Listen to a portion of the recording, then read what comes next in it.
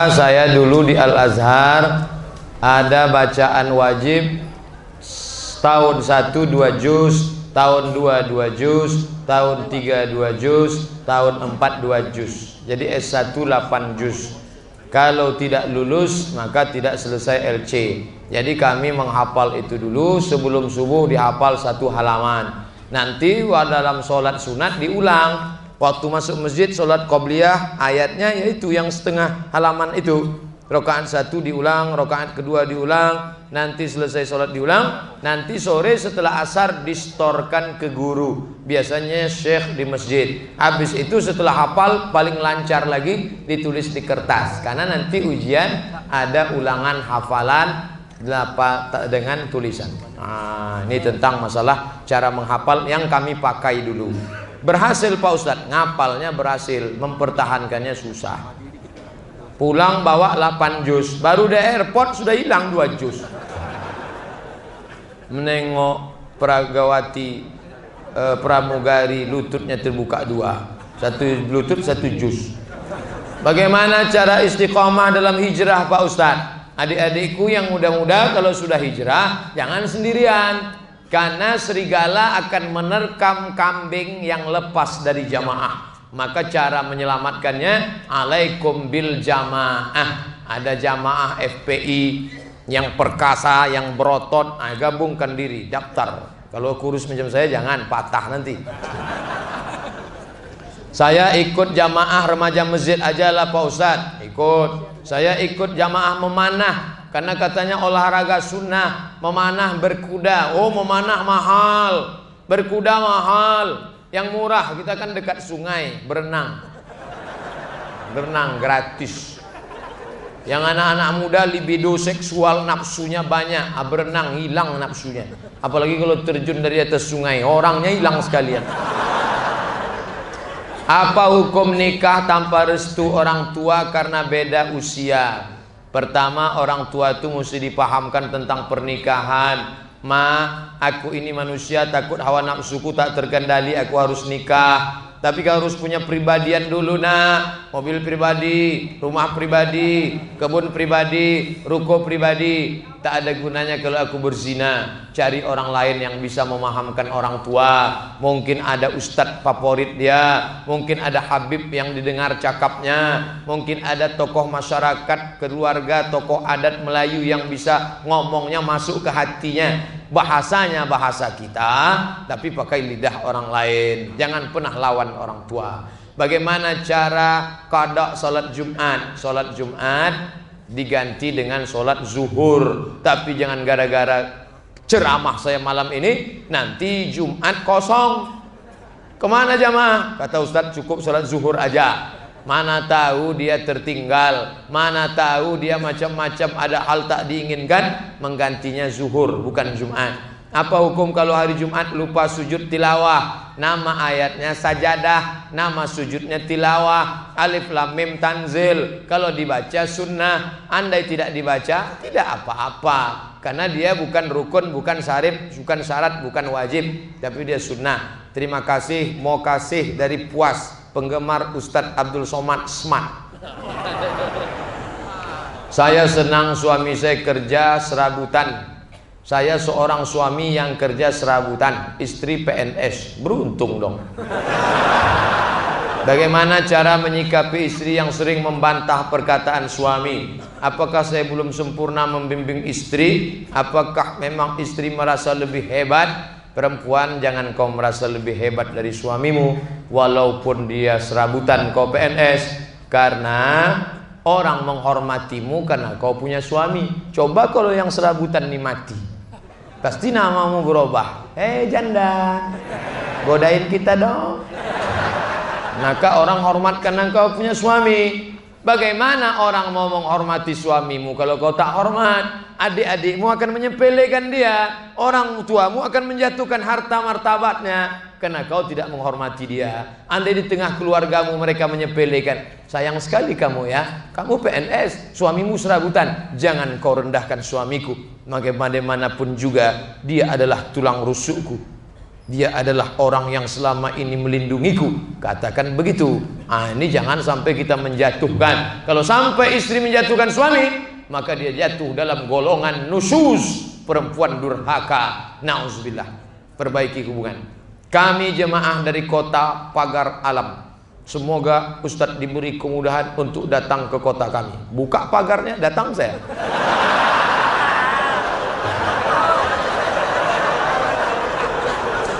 Saya ingin bertanya Pak Ustadz, bagaimana mensikapi golongan-golongan yang mengatakan menjadi kebiasaan kita adalah bid'ah? Contohnya zikir jahar bid'ah. Pertama, kasih dia penjelasan. Saudaraku, zikir jahar itu ada hadisnya. Yang menyusun kitabnya namanya Imam Jalaluddin Abdurrahman As-Suyuti. Titelnya apa? Profesor, Doktor, LC, MA. Titelnya Al-Hafiz. Al-Hafiz itu apa? Dalam kepalanya hafal 200.000 hadis. Apa? 200.000 hadis. Ustadz kau yang membid'ahkan itu hafalan hadisnya berapa? Hafalan hadisnya 2. Itu pun waktu laptop hidup. Pas laptop mati hafalannya hilang. Kau mau ikut Jalaluddin Abdurrahman Suyuti yang hafal 200.000 hadis? Nama kitabnya apa? Natijatul Fikri fil Jahri Bizikri, tentang zikir-zikir jahar. Sedangkan Habib Mahdi yang belajar langsung kepada Al-Habib Umar bin Hafiz, yang belajar langsung kepada para habaib, yang belajar langsung kepada para ulama sampai nasab silsilahnya ke Nabi, tetap zikir jahar. Tadi beliau imam zikir jahar, subhanallah, subhanallah, subhanallah, subhanallah, subhanallah, subhanallah, alhamdulillah, alhamdulillah. Masalah ada kawan yang zikir sir, saya tak salahkan. Kawan saya zikirnya sir. Tapi dia jangan salahkan saya zikir jahar. Karena banyak hadis-hadis zikir jahar. Lihat dalam kitab Natijatul Fikri fil Jahri Bizikri. Sebagiannya sudah saya terjemahkan dalam buku 37 masalah populer. Dia tetap juga membid'ahkan kita. Kita sudah jelaskan, innama anta munzir, kau hanya pemberi peringatan, kau tak berhak memaksa mereka. Silakan aja, kau mau ngejek aku terus bid'ah, aku terus berzikir. Kalau kau capek, kau berhenti. Kalau aku capek, aku berhenti. Ustadz, apakah boleh dalam hukum Islam kita menikah dengan seorang yang belum menetapkan keyakinannya? Dia Islam apa tidak? Dia tak jelas agamanya Pak Ustadz. Begitu banyak perempuan yang muslimah. Kenapa kau cari yang tak jelas? STJ ini status tak jelas. Wala amatum mu'minatun khairam min musyrikatin walau a'jabatkum. Sebuah orang budak hamba sahaya beriman lebih baik daripada seorang yang kaya.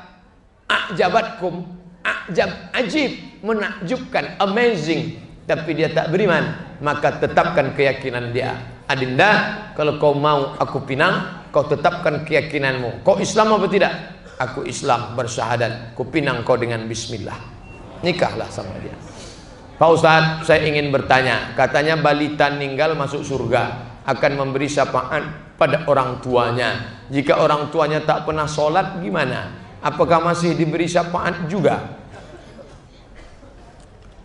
Kullu mauludin rahinatun biaqiqatihi. Setiap anak tergadai karena akikahnya. Ma min mauludin yuladu illa alal fitrah. Ma min mauludin illa yuladu alal fitrah. Setiap anak dilahirkan dalam keadaan fitrah. Arti fitrah, fitratul Islam, suci. Wildanum muqalladun, anak-anak kecil yang kekal di dalam surga.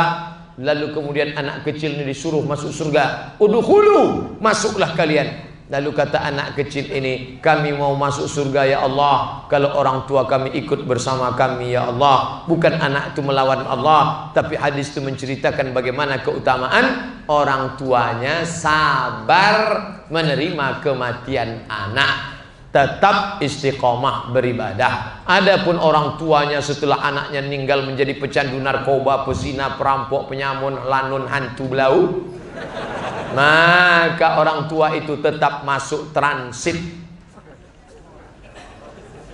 Di mana transit? Diobok-obok dulu. Setelah bersih baru masuk surga. Kak Ustadz, bagaimana menikah dengan wanita pandangan kita sudah tidak perawan? Ini starata, nama kitabnya Fikih Sunnah Said Sabiq. Ini starata bikran, Kalau engkau laki-laki mensyaratkan istrimu mesti perawan, fabanat saiban, ternyata dia tidak perawan, falahul fashu, maka kau punya hak fasah. Kalau suami menceraikan, tolak. Kalau istri menggugat, khulu. Kalau hakim memisah, fasah. Besok pagi kau datang ke hakim, Pak Hakim, ya, ternyata dia gadis bukan perawan, Pak Hakim. Jadi kau tak terima? Tidak. Kalau begitu kau kufasah, kata hakim. Bagi yang mau menikah, bagi yang sudah punya anak 3, jangan minta fasah besok. Jaga-jaga aja lah. Ini syarata saiba bikran.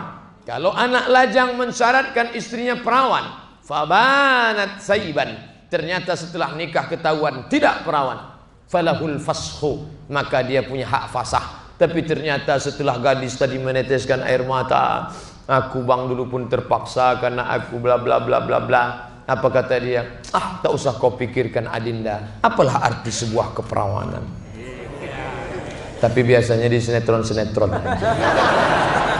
Saya sering dengar ceramah Ustadz tentang Ikhwanul Muslimin. Yang saya tanyakan, partai Ikhwanul Muslimin di Indonesia ini partai apa? PKS. Yang mengatakan berafiliasi, mengambil buku-buku dari Sayyid Qutb, mengambil buku-buku dari Hasan al-Banna, memakai metode-metode halakoh likoh yang dibuat oleh Imam Syahid Hasan al-Banna. Prinsip besarnya memperjuangkan Islam lewat partai politik. Ada yang memperjuangkan Islam lewat berdakwah ke rumah-rumah, assalamualaikum, ayo sholat berjamaah yuk. Ada yang memperjuangkan Islam dengan amar ma'ruf nahi mungkar. Banyak yang ngajak nahi ma'ruf, banyak yang ngajak ma'ruf, ayo sholat bu, bu. Tapi yang menegakkan ayo nahi mungkar tak ada. Maka datang FPI, perjuangannya dengan nahi mungkar. Ada pula memperjuangkannya lewat politik, ada pula memperjuangkannya lewat fokus pada remaja. Ini tergantung konsentrasi kita masing-masing.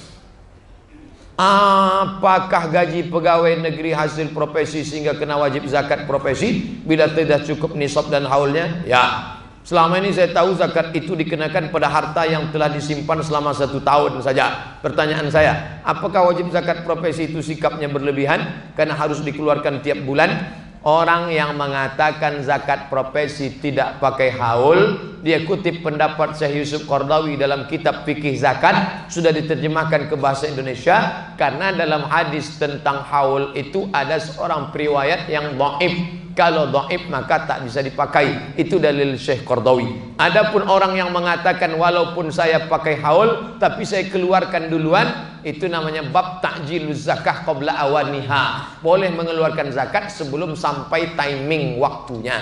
Dua-dua bisa dipakai. Di instansi masyarakat berdiri lembaga amil zakat Basnas, Basma, Pertamina. Mana yang utama, berzakat ke lembaga atau kepada keluarga yang miskin? Bagaimana Pak Ustadz? Saya sosialisasi zakat ke kabupaten. Ada orang kaya, ada Basnas. Lalu orang kayanya nanya ke saya, Ustadz Somad, ya, bagusnya ke Basnas atau langsung? Saya tanya, kalau Bapak langsung ngasih berapa? 500.000. Saya tanya ketua Basnas, Pak Basnas, ya, kalau Bapak pengusaha ini nyetor ke Basnas, Bapak sanggup ngasih berapa? Kami bisa ngasih 1 juta Pak Ustadz. Ternyata lebih untung kalau dikasih ke Basnas. Bapak ngasih langsung, ponakan Bapak dapat 500. Bapak serahkan ke Basnas, Basnas mengaku kami bisa kasih 1 juta karena duit kami lebih banyak. Kenapa tidak langsung ke Basnas? Kasih ke Basnas dengan catatan, Basnas, kuserahkan duit ini ke kamu, tapi nanti keluargaku dapat. Kalau tak dapat, aku tuh tak mau store sama kamu. Kata Basma, kami bisa bayar beberapa kali lipat. Wani piro? Bisa. 1 batang lidi mengusir botol pun bisa patah. Tapi kalau sudah 1 batang sapu lidi, jangankan botol, memukul maling pun mati. Ustaz, apa hukumnya kerja di bank? Haram. Sedangkan kerja di bank itu riba. Iya, haram. Kita bekerja untuk menafkahi keluarga. Nawar apa nanya? Kata Syekh Yusuf Qardawi, kalau orang tuamu susah, Di rumah istri mau melahirkan, rumah pula dalam keadaan ngontrak. Inilah satu-satunya penghidupan, tak ada kerja lain. Kau tetap di situ, darurat. Ad-darurat tubihul mahzurat. Akhafud dararain. Ada mudarat yang berat, ada yang ringan. Kau pilih yang teringan. Tak boleh mati. Kalau aku tak kerja di sini, 2 hari tak makan, mati. Tak boleh pilih mati. Tapi kau tetap di sana, tetap cari usaha. Mudah-mudahan bisa keluar dari sana. Bagaimana mensikapi orang selalu membid'ahkan? Sudah, copy paste dari yang tadi, nyontek nampaknya. Wanita sholat di rumah atau di masjid? Wanita sholat di rumah lebih baik di pekarangan, lebih baik di dalam kamar, lebih baik dalam tempat sempit. Perempuan lebih baik dalam tempat sempit. Hadis ini kalau terjadi fitnah di Palestina, tak boleh perempuan sholat di Masjidil Aqsa, takut ditangkap tentara Israel. Tapi di Pertamina Pelaju Palembang, ibu-ibu yang sholat di masjid, apa ada tentara Israel nunggu di luar? Tak ada. Maka perempuan sholat ke masjid tetap berpahala dalam kurung syarat dan ketentuan berlaku. Jangan pakai solek-solek jahiliyah. Udah tahu mau ke masjid pakai make up bedak 3 inci. Jangan pakai rok sempit. Apabila kita tak sengaja menghirup asap rokok, padahal rokok tersebut dari uang haram, apakah sama kita menghirup barang haram? Tidak. Namanya juga tak sengaja. Keluarkan balik. Tak sengaja. Kan kita sengaja. Semoga Allah selalu menjaga Ustadz dan seluruh ulama-ulama ahlu sunnah wal jamaah. Amin ya rabbal alamin. Di kota kami ini sering ada jamaah yang iktikaf di masjid 3 hari, 40 hari. Ada banyak masjid yang menerima, namun tak sedikit yang menolak. Bagaimana sikap kami sebagai pengurus masjid menyikapi ini? Saya ketua masjid. Biarpun kurus begini ketua masjid nih. Jamaah komplain, kami tak mau terima jamaah kompor tuh Pak Ustadz. Ada yang bilang jamaah kompor, ada yang bilang jamaah tabligh, ada yang bilang jamaah KUPJ, kelompok Ustadz panjang janggut. Macam-macam ejekan masyarakat. Masjid ini rumah Allah, tapi manusia diangkat menjadi pengurusnya untuk mengatur administrasinya supaya jangan sampai orang masuk leluasa. Maka kita buat aturan, boleh di masjid ini dengan syarat dan ketentuan berlaku. 1, jangan tidur di atas karpet. 2, boleh iktikaf di emperan, bawa tikar masing-masing. 3, jangan menjemur-jemur kolor di pintu. Nah, jadi dengan itu kita tidak. Karena kalau dicukupkan dakwah sama ustadz, berapa ustadz lah yang bisa ceramah? Siapa ustadz yang bisa masuk ke perkampungan, ke pedalaman? Siapa ustadz yang bisa berceramah ke lokalisasi, ke daerah terpinggir? Siapa ustadz? Ustadz Somad itu, Ustadz Somad berceramahnya di masjid. Yang menghadapi tato preman yang bertato gambar ular sendok. Datang jamaah kompor nih memukul ular sendoknya. Ayo ke masjid Pak. Berani kamu ngajak saya ke masjid? Tak takut sama ular sendok nih? Dibukanya kantongnya, kasihnya minyak wangi. Iyalah kita ke masjid.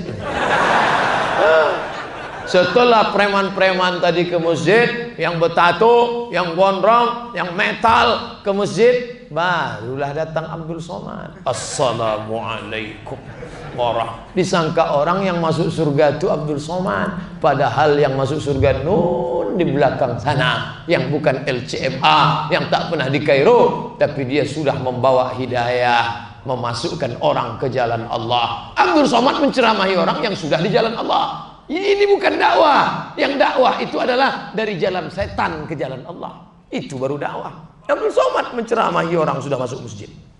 Ustadz, apa hukumnya kalau kita megang 2 mazhab? Hebat. Kami di Al-Azhar isi formulir mau masuk Al-Azhar. Nama Abdul Somad, asal negara Indonesia, mazhab Syafi'i. 1 aja tak selesai. Ini bisa 2 mazhab.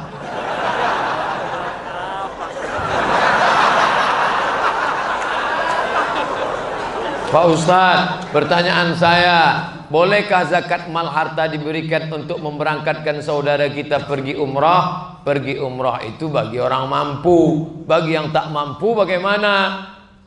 Banyak ibadah lain selain umrah. Man shollas subuha fi jama'atin, salat subuh besok berjamaah. Summa qa'ada yazkurullah, habis salat subuh berzikir mengingat Allah. Hatta tatul asyam, sampai terbit matahari. Yusolli rak'ataini, salat sunat isyraq 2 rakaat. Kanat lahu ka ajri hajjatin wa umrah, dapat pahala macam haji dan umrah. Tamah, tamah, tamah, sempurna, sempurna, sempurna. Hadis riwayat At-Tirmizi, status hadisun hasan. Jadi jangan paksakan kalau tak mampu. Jadi duit zakat tadi untuk apa? Untuk anak susah, du'afa, fakir miskin, untuk 8 asnaf. Innamas shadaqatu lil fuqara wal masakin wal amilina 'alaiha wal mu'allafati qulubuhum wa fir riqab wal gharimin wa fi sabilillah wa ibnis sabil. Semoga kita semua sehat dan dalam selalu lindungan Allah. Amin. Saya mau bertanya Ustaz, apabila kita datang ke kajian ulama, apa kita boleh mengajak teman akhwat untuk datang ke tempat tersebut? Ini namanya pacaran syariah. Boncengan pula tuh. Tidak ada pacaran Islami. La talbisul haqqa bil batil. Jangan kau campur yang hak dengan yang batil. Akhwat ngajak akhwat, oke. Tapi akhwat berteman dengan ikhwan, no. Perempuan, kalian adalah timun. Laki-laki, kalian adalah durian. Timun berkawan dengan durian tak pernah untung. Di bawah hancur, di atas sobek. Kalian rugi. Yang akan mengandung siapa? Kalian. Ustadz terlalu jauh mengandung. Awalnya bonceng sana, bonceng sini, balik malam masuk angin gembung. Jangan, jangan, jangan. Setan tak pernah mengajak, ayo berzina, ayo berzina. Nggak. Setan 6 langkah. Nazratun, pandangan. Keluar dari masjid, pas cari sendal, mandang. Setelah pandangan, wabtisamun, senyum. Setelah senyum, fasalamun, assalamualaikum. Setelah salam, fakalamun, tinggalnya di mana? Bisa abang antar. Setelah itu, famau'idun, janjian. Setelah itu faliqaun, pertemuan. Terjadilah apa yang terjadi. Putus. Tak usah kalian lakukan itu. Saya tak ada pacaran-pacaran. Betul Ustaz tak pacaran? Ya, di Mesir 4 tahun tak pernah pacaran. Tak dapat. Mohon doa kesembuhan istri saya Pak Ustaz. Semoga Allah mengangkat penyakitnya, ya. Kita minta kepada Allah SWT jauhkan segala musibah. Yang mau menikah dimudahkan urusan, yang mau lepas dari kerja riba dilepaskan Allah, yang sakit disembuhkan Allah.